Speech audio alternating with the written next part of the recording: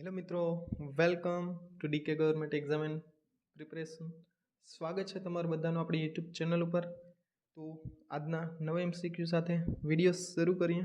Okay, ચાલો. Ebola વાયરસનો IP એટલે કે ઇન્ક્યુબેશન પીરિયડ કેટલો હોય છે? તો ઇબોલા વાયરસનો ઇન્ક્યુબેશન પીરિયડ છે મિત્રો 2 થી 21 દિવસનો હોય છે. કેટલો? તો કે 2 થી 21 દિવસનો હોય છે. ત્યાર પછી ચાંદીપુરા વાયરસની શરૂઆત ક્યાંથી થઈ હતી? તો કે નાગપુરના ચાંદીપુરા ગામથી છે થઈ હતી. ક્યાંથી? તો કે ચાંદીપુરા ગામથી. ત્યાર પછી જોઈએ તો જાપાનીઝ એન્સેફેલાઇટિસ શેના દ્વારા ફેલાય છે? તો જાપાનીઝ એન્સેફેલાઇટિસ છે મિત્રો ક્યુલેક્સ મચ્છર દ્વારા છે ફેલાય છે.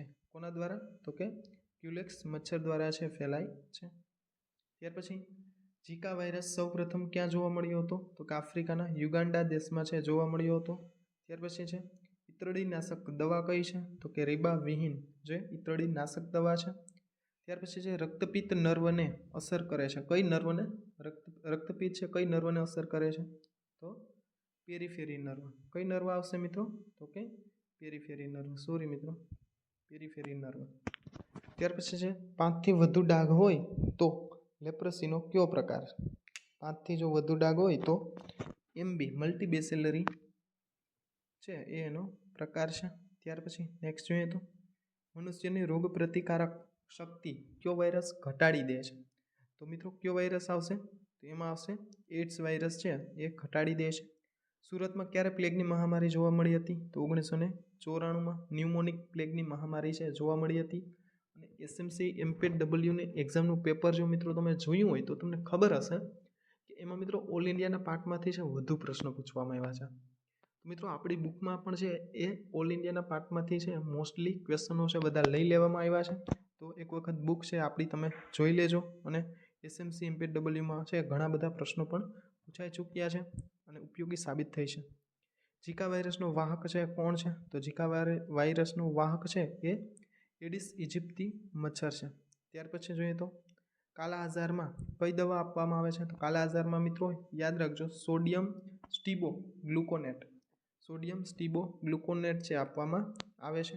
ત્યાર પછી જોઈએ તો આરટીપીસીઆર શેમાં કરવામાં આવે છે? તો આરટીપીસીઆર છે એ ઇબોલા વાયરસ, ચાંદીપુરા વાયરસ અને કોરોના વાયરસમાં છે કરવામાં આવે છે. ત્યાર પછી છે નિપાહ વાયરસનો આઈપી કેટલો છે? તો નિપાહ વાયરસનો આઈપી છે મિત્રો 14 થી લઈ અને 16 દિવસનો છે. ત્યાર પછી છે ઓસેલ્ટામિવિર દવા શેમાં આપવામાં આવે છે? ઓસેલ્ટામિવિર નામની દવા છે મિત્રો સ્વાઇન ફ્લૂમાં આપવામાં આવે છે. કેમાં આપવામાં આવે છે? સ્વાઇન ફ્લૂમાં. ત્યાર પછી છે જાપાનીઝ એન્સેફેલાઇટિસથી કયું અંગ પ્રભાવિત થાય છે? તો જાપાનીઝ એન્સેફેલાઇટિસથી છે મિત્રો મધ્યસ્થ ચેતાતંત્ર. કયું? તો કે મધ્યસ્થ ચેતાતંત્ર છે પ્રભાવિત થાય છે. ત્યાર પછી છે માઇકોબેક્ટેરિયમ લેપ્રી એ કેવા બેક્ટેરિયા છે? તો કે એસિડ ફાસ્ટ બેસિલાઈ છે. કેવા છે? તો કે એસિડ ફાસ્ટ બેસિલાઈ છે. ત્યાર પછી લેપ્રોમિન ટેસ્ટ અને હિસ્ટામિન ટેસ્ટ શેમાં કરવામાં આવે છે?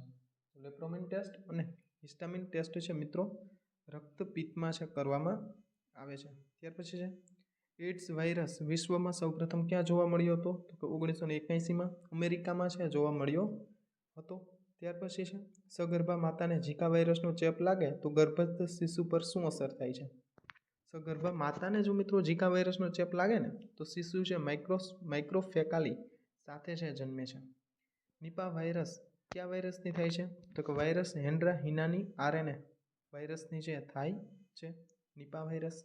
ત્યાર પછી નેક્સ્ટ જોઈએ તો આ મિત્રો છે આપણી બુક આરોગ્યની ટેબ્લેટ કે જે એસએમસી એમપીડબલ્યુ પંચાયતોની એક્ઝામમાં અને જેએમસી અને એએમસીની એક્ઝામોમાં પણ છે મહત્વપૂર્ણ ભાગ ભજવી ચૂકી છે, સાબિત થઈ ચૂકી છે આપણી બુક. બરાબર છે, એટલે તમારે લેવામાં કોઈ વાંધો નથી. આરોગ્યની બુક છે તમે લઈ શકો છો. આરોગ્યની ટેબ્લેટ જેમાં 5000+ એમસીક્યુ છે. પ્રીવિયસ જે એમપીડબલ્યુ અને એફએડબલ્યુના પેપરો છે એનું સોલ્યુશન છે. અને હાલમાં આમાં ઓફર ચાલે છે એટલે આખા ગુજરાતમાં કુરિયર ફ્રી. અને સાથે સાથે મિત્રો એસએમસી એફએચડબલ્યુના મોડલ પેપર કે જે તમને બહુ જ કામ આવશે સોલ્યુશન માટે. તે મોડલ પેપર છે એના 2 સેટ છે ફ્રી આની સાથે આપવામાં આવે છે. ઓકે, ચાલો. અને બીજી એક વસ્તુ એ કે આ મિત્રો બુક છે લેટેસ્ટ છે 2023-24ની હમણાં જ અપડેટ કરી છે. તો વસાવી હોય તો તમે ડિસ્ક્રિપ્શનમાં છે કોન્ટેક્ટ નંબર આપેલા જ છે. ચાલો આગળ જોઈએ. નાકો પ્રોગ્રામ નાકો પ્રોગ્રામ છે ક્યારે શરૂ થયો હતો? તો કે 1992માં છે નાકો પ્રોગ્રામ શરૂ થયો હતો. પ્રોટીનની કેપ્સ્યુલ જેવો આકાર કોનો છે? તો કે HIV વાયરસનો છે. ત્યાર પછી છે ટીબી મુખ્યત્વે કયા અંગને અસર કરે છે? તો કે ફેફસાને છે અસર કરે છે. ટીબીની સારવાર ન લેનાર દર્દી 1 વર્ષમાં કેટલા વ્યક્તિને ચેપ લગાડી શકે છે? તો કે 10થી 15 વ્યક્તિને મિત્રો ચેપ છે લગાડી શકે છે. ત્યાર પછી મેમોગ્રાફી શેમાં કરવામાં આવે છે? તો મેમોગ્રાફી છે મિત્રો સ્તન કેન્સરમાં છે કરવામાં આવે છે. ત્યાર પછી જોઈએ તો ગર્ભાશયના મુખના કેન્સર માટેનું નિદાન કેટલા વર્ષ પછી છે કરી શકાય છે? તો કે 21 વર્ષ પછી છે કરી શકાય છે. ત્યાર પછી સીબી નાટની શરૂઆત ભારતમાં ક્યારે થઈ હતી? તો યાદ રાખજો કે સીબી નાટની શરૂઆત ભારતમાં છે મિત્રો 2010માં થઈ હતી. ત્યાર પછી છે એચઆઈવીના દર્દીને કયો રોગ થવાની સંભાવના સૌથી વધારે છે? તો ટીબી રોગની સંભાવના થવાની છે વધુ છે. એચઆઈવીના દર્દીને ટીબી રોગ થવાની સંભાવના સૌથી વધુ છે. ત્યાર પછી છે ટીબી કઈ પદ્ધતિથી ફેલાય છે? તો ડ્રોપલેટ ઇન્ફેક્શન ડ્રોપલેટ પદ્ધતિથી છે એ ટીબી વધુ ફેલાય છે. ત્યાર પછી એન્ટી રેટ્રો ટ્રીટમેન્ટ ક્યારે શરૂ થઈ હતી? તો એન્ટી રેટ્રો ટ્રીટમેન્ટ છે મિત્રો 2004માં છે શરૂ થઈ હતી. તો આ હતા આપણા આજના MCQ. મળીએ નવા MCQ સાથે. Thank you very much.